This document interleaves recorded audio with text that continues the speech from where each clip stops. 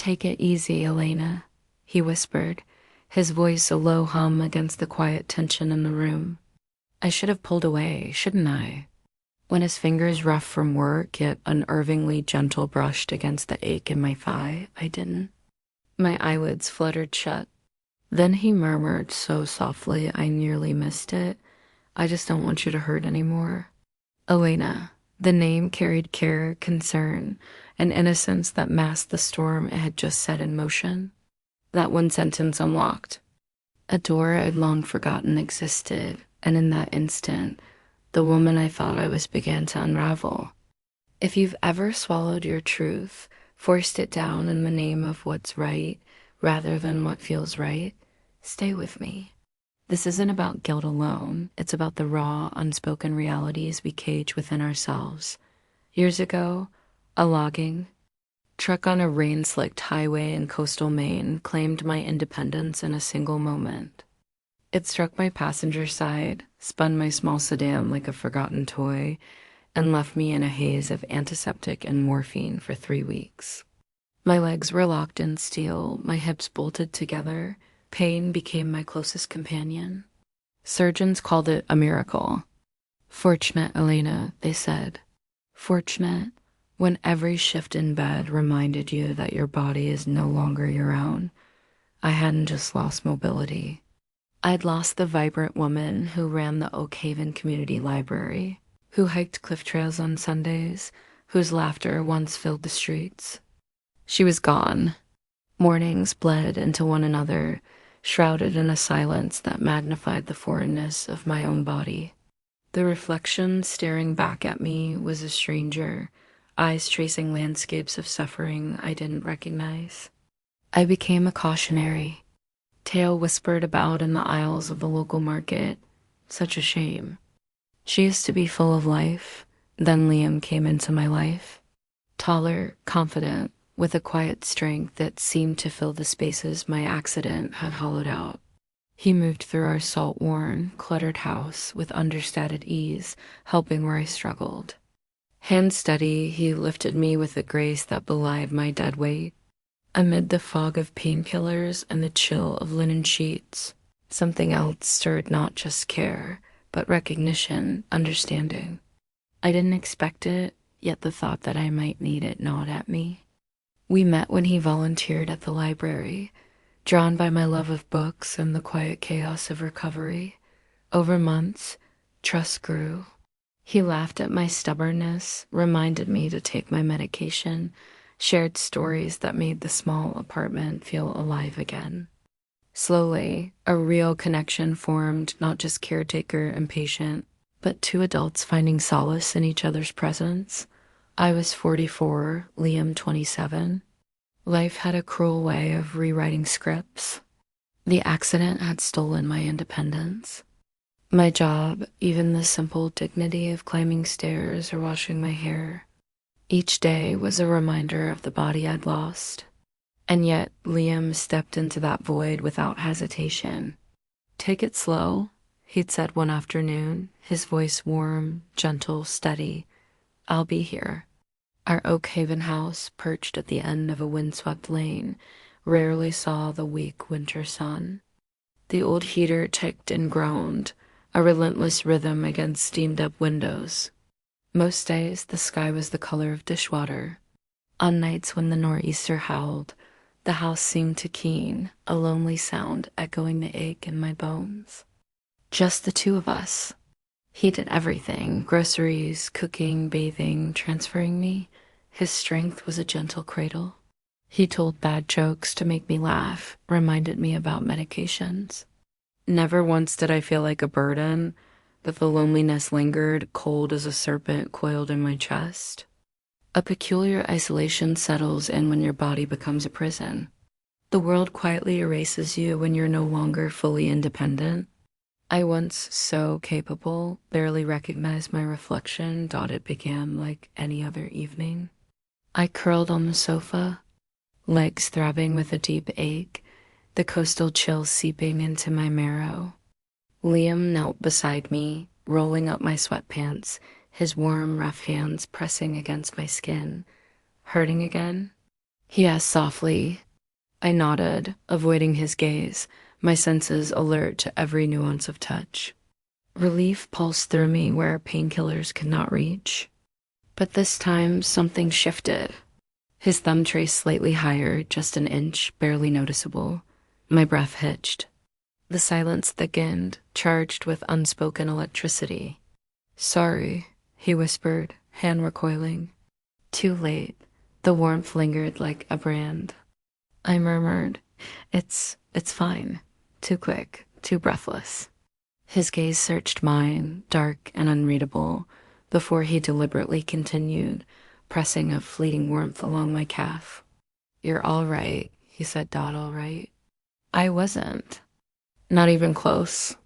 But the shift had begun, the quiet rooms of our house charged differently. His touch, once purely care, now ignited a dangerous awareness in me. For the first time in years, I found myself thinking not of what I had lost, but of what I might still desire. That night, everything changed out. The next morning, I couldn't meet Liam's eyes. I moved through the kitchen with brittle, mechanical motions, pouring coffee, setting the table, forcing casual words about the weather. My hand trembled as I passed him the butter. Thanks, he said quietly. That's the third time you've thanked me for the butter. I forced a small smile. Just feeling grateful, I whispered. His gaze lingered, inscrutable. Do you regret it? He finally asked, voice calm but probing. My knife rose above the toast. I shook my head. I don't know, I admitted, barely audible. I wish I didn't need it so much, he nodded slowly. Then it wasn't a mistake, he said. A beat of silence settled between us, and I realized the truth of his words. No, I owned it. The memory, the fire between us, it wasn't a mistake. He leaned closer, voice firm. Last night. There was no shame for me, Elena. My throat tightened. There will be, I murmured, tasting the weight of vulnerability. Never, he countered with quiet certainty. That the world will judge, I said. That's the real challenge. Then I looked up, met his gaze, and saw it all. Defiance, tenderness, fear, and an unyielding resolve. It shattered something fragile inside me, yet it also freed me. What does this mean for us, Liam? I asked, voice barely above the hum of the old heater. It means we're real, he replied. Real, impossibly complex, tangled in desire, gratitude, and newfound courage. Real, yes, but far too potent for casual understanding. At the grocery store, people still whispered, such courage. That young man, lucky to have her. I smiled politely, nodded, and went home. Home to Liam, no longer just a helper, but a partner in every private sense that mattered. We resumed routines. Dinner together, folding laundry, watering plants. Life outwardly ordinary, but charged beneath the surface. Every glance, every accidental brush of fingers, a conversation no words could contain. The world saw an ordinary household. We lived a story the world could comprehend.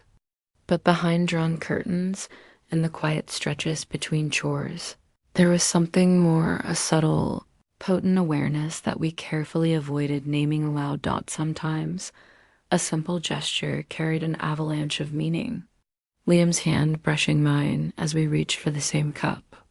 The way he adjusted a pillow for me on the sofa, fingers lingering just a moment longer. Even his sighs, the tilt of his head when he thought I wasn't watching small things. Unnoticed by the world, monumental in our private space. Each day, we navigated the silence, a delicate choreography of unspoken understanding. I began to notice more, the determined set of his jaw when focused, the rare softening of his eyes when they landed on me, the effortless strength in his arms that had once cradled me simply to keep me safe. There were nights when I lay awake, body aching, mind spinning, listening to the house breathe around us, recalling the brush of his thumb or the warmth of his hand. And somewhere in the quiet, my body remembered what my mind refused to name. Desire, not guilt. Longing, not loss. One evening, the rain battered the windows in relentless sheets. I sat wrapped in a thick quilt, absently tracing the patterns of the fabric when Liam returned from his shift at the boatyard. His dark t-shirt clung to him, hair plastered by the rain, hands red from cold. "You okay?" he asked, voice roughened by the wind. "Just cold," I whispered. He disappeared briefly and returned with a dry towel, draping it over my shoulders before sitting beside me. Closer than usual, no words. Just the rhythm of the house, the tick of the grandfather clock, the drip of rain from his sleeves. His hand slipped under the quilt, found mine, fingers interlacing. "You're trembling," he murmured, thumb stroking my knuckles. "It's nothing. You've been quiet lately." I turned to him, breath catching. His eyes steady, intense, looked at me not only as a companion, but as a partner, equal in every sense of intimacy and care. "If this is wrong, just tell me to stop," he whispered. My lips parted, but no sound emerged. A slow, inevitable drift. And then his lips met mine, urgent, claiming, yet tender dot in that kiss. Years of muted existence fell away. No wheelchair, no hospital, no body betrayed by injury. Just this raw, terrifying connection. Fingers clutched his damp shirt. Heartbeats thundered in chaotic sync. Afterwards, silence, only our breathing, harsh and uneven. Foreheads touched, and I held on as if letting go would undo everything. We didn't speak much after that. No apologies, no explanations. We simply existed together, intertwined in this new, impossible intimacy. Breakfasts were quiet, chores deliberate, fingers brushed, glances lingered. The world remained unaware, but in Oakhaven, the fire beneath layers of recovery and care burned steadily. Sometimes that is all that matters, the truth shared in stolen moments, the warmth of hands intertwined, the knowledge that no matter how impossible the circumstances, someone sees you, desires you, and chooses you again and again, and maybe that is the miracle, not just survival after the accident, but the discovery of connection, desire, and trust in its purest, most human form. If this story stirred something within you, if it made you question love, desire, or the depth of human connection, subscribe for more journeys into the spaces where emotion defies easy definition.